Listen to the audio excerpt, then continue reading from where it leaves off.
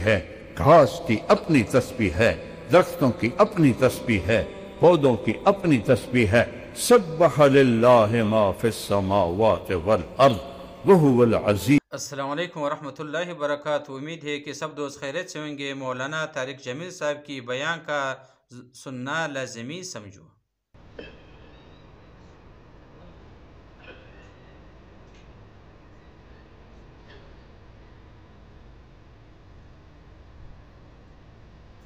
یحیی و یمیت وہو علی کل شیء قدیر۔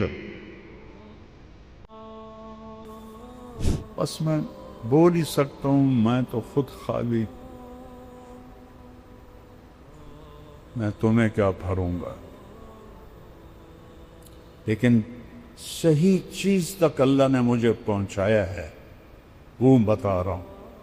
میں نے تمہیں مسلک سے اوپر اٹھایا ہے، تم آگے دو بندی بن کے رہو تو یہ تمہاری خیانت ہے، سلفی بن کے رہو یہ تمہاری خیانت ہے، بریلوی بن کے رہو یہ تمہاری خیانت ہے، بددیانتی ہے۔ ہوا سماکم المسلمین، میں نے تمہیں اسلام بتایا۔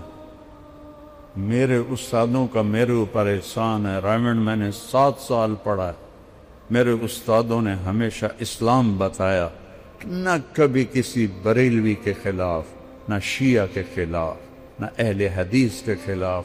اللہ کی قسم کھا کے کہتا ہوں، آدھا لفظ بھی نہیں بولے، آدھا لفظ۔ عشق کرو اپنے نبی سے۔ کبھی عشق مصطفیٰ میں اندھیروں میں بیٹھ کے روئے ہو؟ کبھی آنسو بہائیں، کبھی نیر بہائیں؟ وہ کتنے روئے؟ بول، میں تمہیں قسم دیتا ہوں اللہ، کوئی ایک نبی دکھاؤ جو اتنا روئے۔ کتنا روئے؟ کتنی ٹھوکریں کھائے، کتنے ستم، کتنے دکھ۔ میرے سامنے آپ کی زندگی گھوم رہی ہے، میرا دل پاش پاش ہو رہا ہے۔ طائف کے پتھر کھاتے ہوئے میں آپ کو دیکھ رہا ہوں۔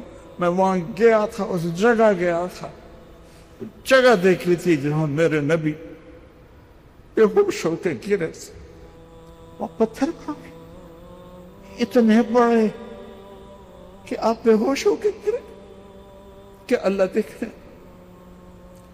ہمارے جیسے بدبختوں کے لیے خون بہایا ہے میرے نبی نے، اتنا خون بہا کہ یہ جوتا پاؤں کے ساتھ چپک گیا۔ زید ابن حارثہ نے کندھے پہ اٹھا، اور اتبا جانی دشمن کے باغ میں پناہ لینی پڑی، اور کوئی باغ قریب نہیں تھا۔ او ظالمو، جس کو دیکھ کے دشمن بھی روئے ہوں، تمہاری آنکھ تر نہیں ہوتی اس کی۔ اتبا بھی ہائے ہائے کرنے لگا، ہائے محمد بن عبداللہ کا کیا حال ہو۔ وہ جو گیت تم نے سنا نہیں، وہ جو گیت تم نے سنا نہیں، میری عمر بھر کا ریاض تھا۔ میرے درد کی تھی وہ داستاں، جسے تم ہنسی میں اڑا کر۔ پھر سن، وہ جو گیت تم نے سنا نہیں، میری عمر بھر کا ریاض تھا۔